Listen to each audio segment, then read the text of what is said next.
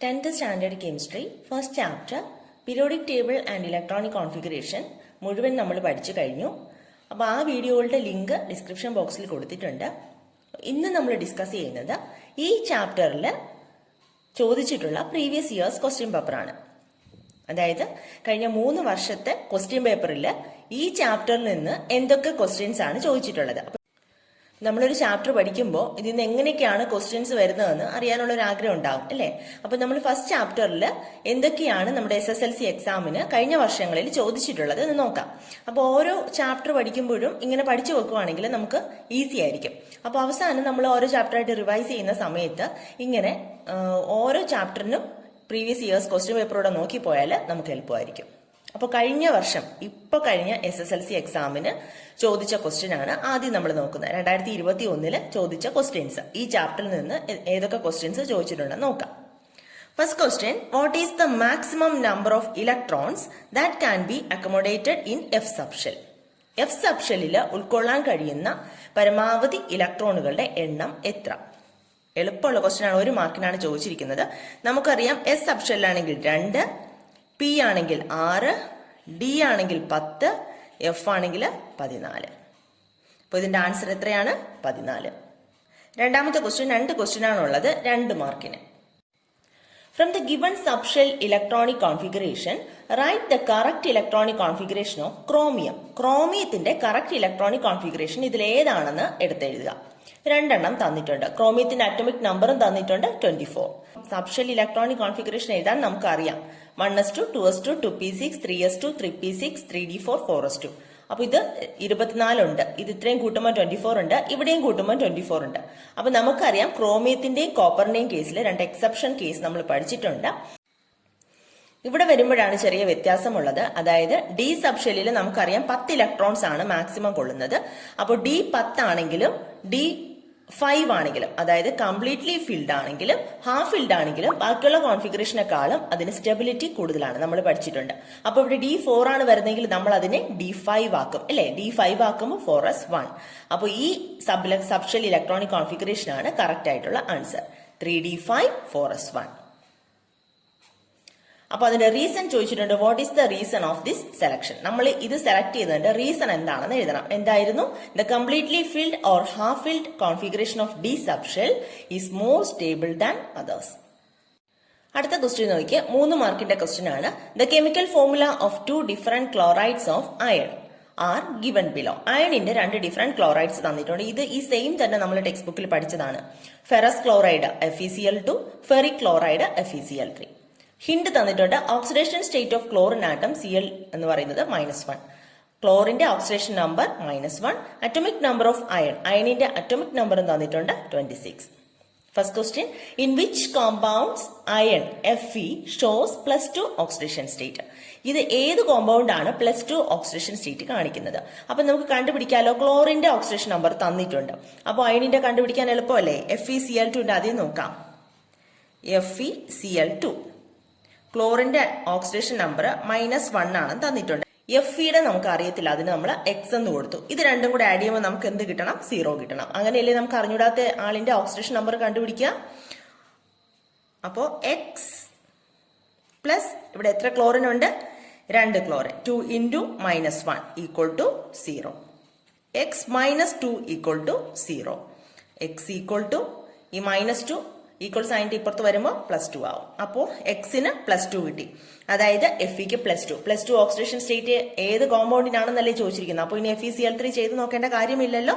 അപ്പോൾ FeCl2ന്റെ Feക്കാണ് +2 ഓക്സിഡേഷൻ സ്റ്റേറ്റ് ഉള്ളത്. Write the subshell electronic configuration of Fe3+. Fe3+ന്റെ സബ്ഷെൽ ഇലക്ട്രോണിക് കോൺഫിഗറേഷൻ എഴുതുക. അപ്പൊ നമുക്കറിയാം Feയുടേത് അറ്റോമിക് നമ്പർ തന്നിട്ടുണ്ട് 26. Fe3+ എഴുതണം. അപ്പോൾ 3+ ആണെങ്കിൽ ഈ 26ൽ നിന്ന് 3 പോയാൽ മതി അല്ലെ. 3 ഇലക്ട്രോൺ വിട്ടുകൊടുക്കുമ്പോഴാണ് ഇതിന് 3+ ചാർജ് കിട്ടുന്നത്. അപ്പൊ നമുക്ക് ഏത് ഷെല്ലിൽ നിന്നാണ് ഇലക്ട്രോൺസ് പോകുന്നതെന്നൊക്കെ നമുക്ക് അറിയാം. എന്നാലും തെറ്റിപ്പോകാതിരിക്കാൻ ഞാൻ അന്നേ പറഞ്ഞിരുന്നു, ആദ്യം നമുക്ക് Feയുടേത് അങ്ങ് എഴുതുക, അത് കഴിഞ്ഞിട്ട് Fe3+ന്റെ എഴുതുക. അപ്പോൾ Feയുടെ സബ്ഷെൽ ഇലക്ട്രോണിക് കോൺഫിഗറേഷൻ Fe26 ആണ്. എങ്ങനെ എഴുതാം? 1s2, 2s2, 2p6, 3s2, 3p6, 6 4 10 18 ആയി. 4s2, ബാക്കി 6 ഉണ്ട്, 3d6. ഇതിന് ഞാൻ പറഞ്ഞു 3p കഴിഞ്ഞിട്ട് 3dയും എഴുതാം കേട്ടോ. പക്ഷെ ഇലക്ട്രോൺ ഫില്ല് ചെയ്യുന്നത് എസിലാവണം ആദ്യം ഫില്ല് ചെയ്യുന്നത്, 4sലാവണം ആദ്യം ഫില്ല് ചെയ്യുന്നത്. ഇതിൽ നിന്ന് നമുക്ക് 3 ഇലക്ട്രോൺ കളയണം അല്ലെ. 3 ഇലക്ട്രോൺ കളയുമ്പോൾ ആദ്യം ഏതിലെന്നാണ് കളയേണ്ടത്? 4sലെന്നാണ് ആദ്യം കളയേണ്ടത്. അപ്പോൾ ഇവിടെ നിന്ന് 2 ഇലക്ട്രോൺ പോകണം, ഇവിടെ നിന്ന് 1 ഇലക്ട്രോൺ പോകണം. അപ്പോൾ എങ്ങനെ എഴുതും? Fe3+ന്റെ subshell electronic configuration 1s2, 2s2, 2p6, 3s2, 3p6, 3d5. Why does iron show different oxidation state? ഇതില് അയൺ ഡിഫറെന്റ് ഓക്സിഡേഷൻ സ്റ്റേറ്റ് കാണിക്കുന്നതിന് കാരണം എന്താ? നമ്മൾ FeCl2 +2 ഓക്സിഡേഷൻ സ്റ്റേറ്റ് ആണെന്ന് പറഞ്ഞു, FeCl3 +3 ആണ് വരുന്നത് കേട്ടോ. അപ്പൊ ഡിഫറെന്റ് ഓക്സിഡേഷൻ സ്റ്റേറ്റ് കാണിക്കുന്നു. എന്താ കാര്യം? നമ്മൾ പഠിച്ചതാണ് the outer most electrons are in 3d and 4s. അപ്പോൾ ഇത് ഡി ബ്ലോക്കിൽ ഉൾപ്പെടുന്നതാണ്. 3dയിലും 4sലുമാണ് ലാസ്റ്റ് ഇലക്ട്രോൺസ് എൻറ്റർ ചെയ്യുന്നത്. They are comparable energy or it have least energy difference. ഇവർ തമ്മിൽ വളരെ ചെറിയ എനർജി ഡിഫറൻസേ ഉള്ളൂ. Under suitable conditions the electrons in D subshell also take part in chemical reaction. അപ്പോൾ ചില കണ്ടീഷനിൽ ഡി സബ്ഷെല്ലിലെ ഇലക്ട്രോൺസും കെമിക്കൽ റിയാക്ഷൻസിൽ പങ്കെടുക്കുന്നുണ്ട്. അപ്പോൾ ഇതുകൊണ്ടൊക്കെയാണ് ഓക്സിഡേഷൻ സ്റ്റേറ്റ് ഡിഫറെന്റ് ആയിട്ട് കാണിക്കുന്നത്. അടുത്ത ക്വസ്റ്റ്യൻ 3 മാർക്കിന് ചോദിച്ചതാണ്. Outer most subshell electronic configuration of 2 elements X and Y are given. എക്സും വൈയും തന്നിട്ടുണ്ട്. അതിന്റെ outer most subshell electronic configuration മാത്രമാണ് തന്നിട്ടുള്ളത്. എക്സിന്റെ 3s2, വൈയുടേത് 3s2, 3p5. Symbols are not real. ഇത് റിയൽ ആയിട്ടുള്ള സിമ്പിൾസ് അല്ല. What is the valency of the element X? എക്സിന്റെ വാലൻസി എത്രയെന്നാണ് ചോദിച്ചിരിക്കുന്നത്. ഇപ്പോൾ വാലൻസി എന്ന് പറഞ്ഞാൽ നമുക്കറിയാം, കെമിക്കൽ റിയാക്ഷൻസിൽ പങ്കെടുക്കുമ്പോൾ ഇലക്ട്രോൺസിനെ വിട്ടുകൊടുക്കുകയോ അല്ലെങ്കിൽ ഇലക്ട്രോൺസിനെ അക്സെപ്റ്റ് ചെയ്യുകയോ ചെയ്യുന്നത് എത്ര നമ്പർ ഓഫ് ഇലക്ട്രോൺസ് ആണ്, ആ എണ്ണമാണ് നമ്മൾ വാലൻസി എന്ന് എഴുതുന്നത്. അപ്പോൾ എക്സിന്റെ വാലൻസി എത്രയും ചോദിച്ചിട്ടുണ്ട്. 3s2 ആണ്. ഔട്ടർ മോസ്റ്റ് ഷെല്ലാണ് തന്നിരിക്കുന്നതെന്ന് ഓർത്തോണം. അപ്പൊ 3s2 ഇതിന്റെ കംപ്ലീറ്റ് ഇലക്ട്രോണിക് കോൺഫിഗറേഷൻ വരുന്നത് ഇങ്ങനെയായിരിക്കും. 1s2, 2s2, 2p6, 3s2. 3s2ലല്ലേ വന്ന് നിൽക്കുന്നത്. ഈ ലാസ്റ്റ് മാത്രമാണ് തന്നിരിക്കുന്നത്. അപ്പൊ അതിന്റെ തൊട്ടു മുന്നിലുള്ളത് 6+2 8 ആയിട്ട് നിൽക്കുവാണ്. അപ്പൊ ഇതിന് സ്റ്റേബിൾ ആവണമെങ്കിൽ ഈ എസിലെ 2 ഇലക്ട്രോൺ അങ്ങ് വിട്ടുകൊടുക്കുകയല്ലേ ചെയ്യുക? അതോ ഇനി 8 ആകാൻ വേണ്ടിയിട്ട് 6 ഇലക്ട്രോൺ സ്വീകരിക്കാൻ പറ്റുമോ? പറ്റില്ല. അപ്പൊ 2 ഇലക്ട്രോൺ വിട്ടുകൊടുക്കും. 2 ഇലക്ട്രോൺ വിട്ടുകൊടുക്കുമ്പോൾ 2+ ആണ് അതിന്റെ ചാർജ്. അപ്പൊ 2 ആണ് വാലൻസി നമ്പർ. 2 ഇലക്ട്രോൺസ് അല്ലേ അതിൽ പങ്കെടുക്കുന്നത്. അപ്പോൾ 2 ആണ് അതിന്റെ number. Which element shows metallic character? ഇതിൽ മെറ്റാലിക് ക്യാരക്ടർ കാണിക്കുന്നത് ഏത് എലമെന്റ് ആണ്? അപ്പോൾ മെറ്റാലിക് ക്യാരക്ടർ എന്ന് പറഞ്ഞാൽ നമുക്കറിയാം, നമ്മൾ പഠിച്ചു പീരിയോഡിക് ടേബിളിൽ ലെഫ്റ്റ് സൈഡിൽ നിന്ന് വരുമ്പോഴാണ് മെറ്റാലിക് ക്യാരക്ടർ കൂടുതലുള്ളത്. അതായത് ഇലക്ട്രോപോസിറ്റീവ് എലമെന്റ്സ്, ഇലക്ട്രോൺസ് വിട്ടുകൊടുത്ത് പോസിറ്റീവ് അയോണായിട്ട് മാറാനുള്ള കഴിവെന്ന് പറയുന്നതാണ് മെറ്റാലിക് ക്യാരക്ടർ എന്ന് പറയുന്നത്. ഇവിടെ നോക്കിയേ, ഇവിടെ ലാസ്റ്റ് സബ്ഷെല്ലിൽ 5+2 7 ഇലക്ട്രോൺസ് ആണ് വരുന്നത്. 7 ഇലക്ട്രോൺസ് വരുമ്പോൾ ഇവര് 1 ഇലക്ട്രോണിനെ അക്സെപ്റ്റ് ചെയ്യും. അപ്പോൾ ഇത് നെഗറ്റീവ് ചാർജ് ആയിട്ടാണ് നിൽക്കുന്നത്. മനസ്സിലാവുന്നുണ്ടോ? അപ്പോൾ ഇത് നമ്മൾ നേരത്തെ പറഞ്ഞു, ഇത് 2 ഇലക്ട്രോൺസ് വിട്ടുകൊടുത്ത പോസിറ്റീവ് ചാർജ് ആണ്. അപ്പോൾ മെറ്റാലിക് ക്യാരക്ടർ കാണിക്കുന്നത് എക്സ് ആണ്. Write the chemical formula of the compound formed by the combination of X and Y. ഇതേ ക്വസ്റ്റ്യൻ തന്നെ ടെക്സ്റ്റ് ബുക്കിലും ഉണ്ടായിരുന്നതാണ്. എക്സും വൈയും തമ്മിലുള്ള കെമിക്കൽ ഫോർമുല എഴുതുക. അപ്പൊ നമുക്ക് ചാർജ് അറിയാമെങ്കിൽ കെമിക്കൽ ഫോർമുല എഴുതാമല്ലോ. ഞാൻ പറഞ്ഞു തന്നല്ലോ. എക്സിന്റെ ചാർജ് നമുക്കറിയാം, 2 ഇലക്ട്രോൺസ് ആണ് വിട്ടുകൊടുക്കുന്നത്. അപ്പൊ എക്സിന്റെ ചാർജ് x2+ അല്ലേ. വൈ ആണെങ്കിലോ ഞാൻ പറഞ്ഞു 1 ഇലക്ട്രോൺ അക്സെപ്റ്റ് ചെയ്യും. ഇവിടെ 5 2 7 ഇലക്ട്രോൺസ് ആണുള്ളത്. അപ്പൊ 8 ഇലക്ട്രോൺ ആകാൻ വേണ്ടിയിട്ട് 1 ഇലക്ട്രോൺ അക്സെപ്റ്റ് ചെയ്യും. അപ്പോൾ അവിടെ 1 മൈനസ് ചാർജ്. അപ്പോൾ വൈക്ക് -1 ചാർജ് ആണുള്ളത്. ഇനി നമുക്ക് കെമിക്കൽ ഫോർമുല ഉണ്ടാക്കാൻ വേണ്ടിയിട്ട് ഈ ചാർജുകൾ തമ്മിൽ ഇന്റർചേഞ്ച് ചെയ്ത് സഫിക്സ് ആയിട്ട് എഴുതിയാൽ മതിയല്ലോ. അപ്പോൾ എക്സിന് ഈ വൈയുടെ 1 വരും, വൈക്ക് എക്സിന്റെ 2 വരും. അപ്പോൾ ഇതിന്റെ കെമിക്കൽ ഫോർമുല എന്ന് പറയുന്നത് XY2.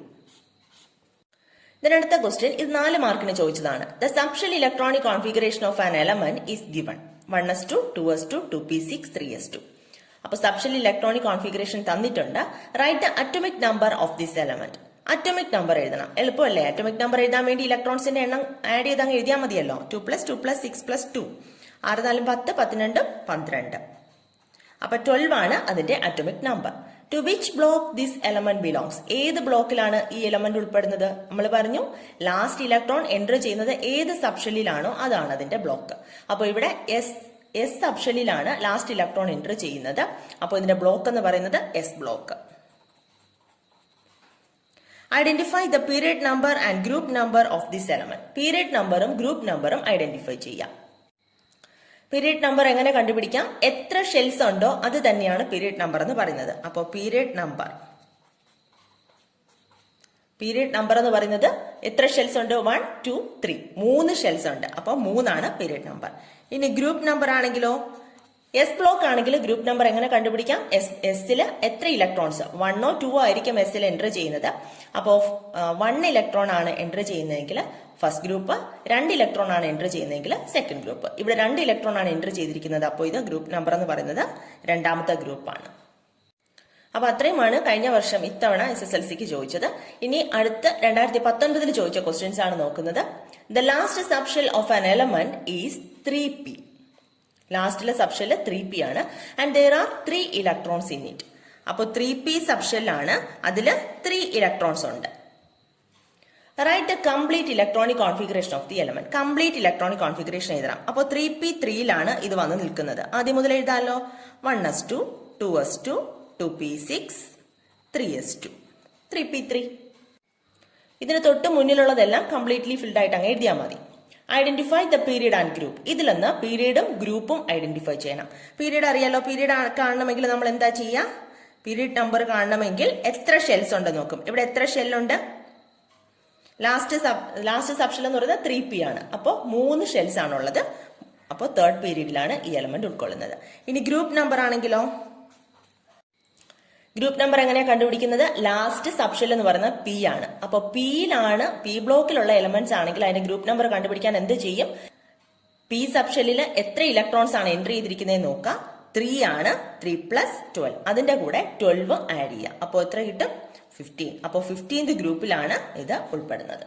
അപ്പൊ നമ്മൾ പഠിച്ച കാര്യങ്ങളാണ് ഇതൊക്കെ. അതാണ് കുറച്ച് സ്പീഡിൽ പോകുന്നത് കേട്ടോ. രണ്ടാമത്തെ ക്വസ്റ്റ്യനിൽ 3 ക്വസ്റ്റ്യൻ ഉണ്ട്. 4 മാർക്കാണ്. Write the subshell electronic configuration. അതൊരു മാർക്ക്. സബ്ഷെൽ ഇലക്ട്രോണിക് കോൺഫിഗറേഷൻ എഴുതുക. Atomic number of an element 19. 19 atomic number. അതിന്റെ സബ്ഷെൽ ഇലക്ട്രോണിക് കോൺഫിഗറേഷൻ എഴുതാമല്ലോ.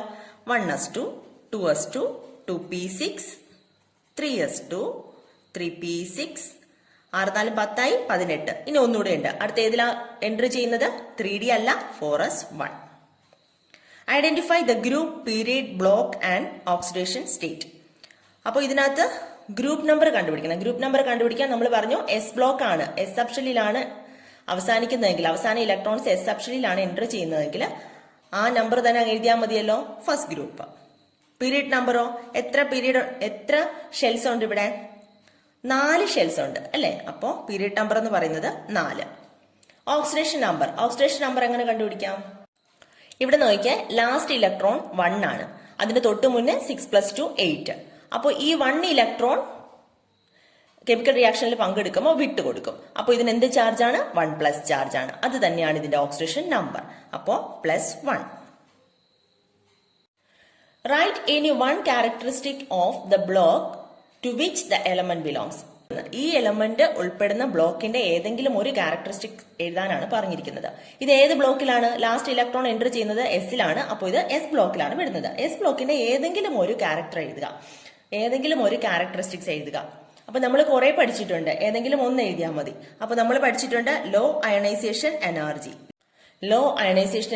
പിന്നെ നമ്മൾ പഠിച്ചിട്ടുണ്ട് low electronegativity, metallic character is high, then loss electrons in chemical reaction, compounds are mostly ionic, then oxides and hydroxides are basic in nature, then highest atomic radius in the respective periods, then reactivity increases down the group.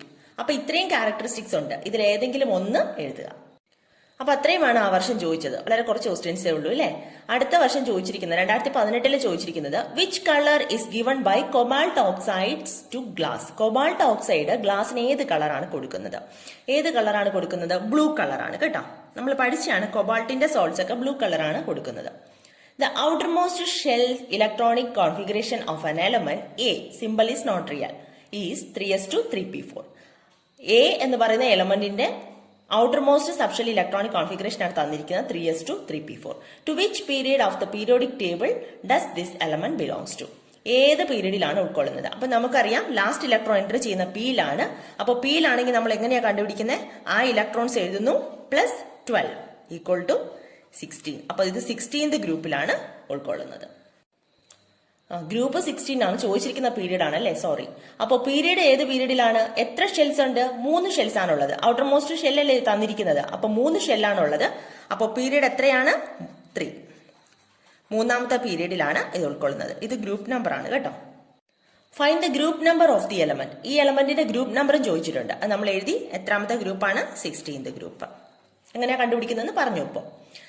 The next question, which is the block to which the element belongs? ഏത് ബ്ലോക്കിലാണ് ഈ element ഉൾക്കൊള്ളുന്നതെന്ന്. അപ്പോൾ last subshell electronic configuration തന്നത് 3s2 3p4 ആണ്. അപ്പോൾ last electron entry ചെയ്യുന്നത് ഏത് സബ്ഷെല്ലാണോ അത് തന്നെയാണ് ബ്ലോക്ക്. അപ്പോൾ ഇത് ഏത് ബ്ലോക്കിലാണ്? P block. അടുത്ത question, there are subshells in shells around the nucleus. ന്യൂക്ലിയസിന് ചുറ്റുമുള്ള ഷെൽസിൽ സബ്ഷെൽസുകളുണ്ട്. What is the maximum number of electrons that can be accommodated in D subshell? D subshellile പരമാവധി ഉൾക്കൊള്ളുന്ന ഇലക്ട്രോൺസിന്റെ എണ്ണമാണ് ചോദിച്ചിരിക്കുന്നത്. കണ്ടോ, നമുക്ക് ഇപ്പൊ കഴിഞ്ഞാൽ ചോദിച്ചു എഫ് സബ്ഷെല്ലിലെ പരമാവധി എത്ര കൊള്ളുന്നു. ഇതിനകത്ത് ഡി സബ്ഷെല്ല്. അപ്പൊ ഏതാണ്ട് മോഡലൊക്കെ സെയിം തന്നെയാണ്. ഇതിന് പുറത്തൊന്നും ഒന്നും ചോദിക്കത്തില്ല കേട്ടോ എക്സാമിന്. ഏകദേശം ഇതെല്ലാം പഠിച്ചാൽ തന്നെ നമുക്ക് ഈ ചാപ്റ്ററിൽ നിന്ന് ചോദിക്കുന്ന ക്വസ്റ്റ്യൻസ് കിട്ടും. അപ്പോൾ ഡി സബ്ഷെല്ലിൽ ഉൾക്കൊള്ളുന്ന ഇലക്ട്രോൺസിന്റെ എത്രയാണ് എണ്ണം? എസില് 2, പിയില് 6, ഡിയില് 10, എഫില് 14. അപ്പോൾ ഡി സബ്ഷെല്ലില് 10. Write the possible subshells in third shell in the increasing order of energy. Third ഷെല്ലിൽ വരാവുന്ന സബ്ഷെൽസിനെ ഇൻക്രീസിംഗ് ഓർഡറിൽ അറേഞ്ച് ചെയ്യാൻ. അപ്പൊ നമ്മൾ പഠിച്ചല്ലോ KLMN അങ്ങനെ ഷെൽസുകൾ. അതിൽ തേർഡ് ഷെൽ എന്ന് പറയുന്നത് M ആണ്. കെയിൽ എത്ര സബ്ഷെല്ലുണ്ട്? S അല്ലേ, 1s ഒരു subshell. എല്ലിലാണെങ്കിലോ 2s 2p. എമ്മിലാണെങ്കിലോ 3s 3p 3d. ഈ 3s 3p 3dനെ എനർജിയുടെ ഇൻക്രീസിംഗ് ഓർഡറിൽ അറേഞ്ച് ചെയ്യാനാണ് പറഞ്ഞിരിക്കുന്നത്. അപ്പൊ എനർജി കുറഞ്ഞത് 3s 3p then 3d. അപ്പൊ മുഴുവനായിട്ട് നമ്മൾ എഴുതുമ്പോൾ ഇവിടെ ഓർക്കണം 4s കഴിഞ്ഞിട്ടാണ് 3d വരുന്നത്. അപ്പൊ നമ്മൾ തേർഡ് ഷെല്ലിലെയാണ് ചോദിച്ചിരിക്കുന്നത്. അപ്പൊ നമ്മൾ ഇങ്ങനെ എഴുതിയാൽ മതി 3s 3p 3d. 3s less than 3p less than 3d. Which of the following is the outermost electronic configuration of copper? Atomic number 29. Copper atomic number 29. അതിന്റെ ഔട്ടർമോസ്റ്റ് സബ്ഷെൽ ഇലക്ട്രോണിക് കോൺഫിഗറേഷൻ തന്നിട്ടുണ്ട്. ഇതിലേതാണ് correct? നമ്മൾ ആദ്യം കണ്ടത് ഓർക്കുന്നുണ്ട്. തൊട്ട് മുന്നിലത്തെ നമ്മൾ വർഷത്തെ ചോദിച്ചത് ക്രോമിയത്തിന്റെ ആയിരുന്നു. ക്രോമിയം കോപ്പറുമാണ് എക്സെപ്ഷണൽ കേസ് ഉള്ളത്. അത് മാറി മാറി ഇങ്ങനെ ചോദിക്കാറുണ്ട്. ഇത് കോപ്പറിന്റെ കേസ് ചോദിച്ചിട്ടുണ്ട്. ഇതിൽ ഏതാണ് ശരി? 3d9 4s1 ആണോ ലാസ്റ്റ്? 4s2 ആണോ ലാസ്റ്റ് വരുന്നത്? 3d10 4s1 ആണോ? നമുക്കറിയാം ഡി സബ്ഷെല്ലിൽ 10 ഇലക്ട്രോൺസ് ആണ് ഫില്ല് ചെയ്യുന്നത്. അതിൽ കംപ്ലീറ്റ്ലി ഫിൽഡ് ആണെങ്കിലും ഹാഫ് ഫിൽഡ് ആണെങ്കിലും അതാണ് മോർ സ്റ്റേബിൾ ബാക്കിയുള്ള കോൺഫിഗറേഷനേക്കാൾ. അപ്പോൾ ഇത് തെറ്റാണ്. ശരിയായിട്ടുള്ളത് 3d10 4s1 ആണ്. Justify your answer. Answer justify ചെയ്യുക. നമ്മൾ നേരത്തെ കണ്ടതാണ്. The completely filled or half filled configuration of D subshell is more stable than the others. അതുകൊണ്ട് 9 വന്നാലോ 4 വന്നാലോ നമ്മൾ എന്ത് ചെയ്യും? 4 വന്നാൽ D5 ആക്കും, 9 വന്നാൽ D10 ആക്കും. അപ്പുറത്ത് ഒരു ഇലക്ട്രോൺ അങ്ങ് കൊടുക്കും. അപ്പൊ ഇങ്ങനെയൊക്കെയാണ് ക്വസ്റ്റ്യൻസ് നിങ്ങൾക്ക് ഫസ്റ്റ് ചാപ്റ്ററിൽ നിന്ന് ചോദിക്കുന്നത്. അപ്പോൾ ക്ലിയർ ആയി മനസ്സിലായെന്ന് വിചാരിക്കുന്നു. നെക്സ്റ്റ് വീഡിയോയിൽ നമ്മൾ ഫസ്റ്റ് ചാപ്റ്ററിന്റെ ഒരു റിവിഷൻ ക്ലാസ് ആണ്. അപ്പോൾ മൊത്തത്തിൽ ഒന്ന് പഠിച്ചിട്ടിരിക്കുക. അപ്പോൾ നമുക്ക് കുറച്ചുകൂടെ അത് പെട്ടെന്ന് ഓർത്തെടുക്കാൻ സാധിക്കും. അപ്പോൾ നെക്സ്റ്റ് ക്ലാസ്സിൽ കാണാം. താങ്ക്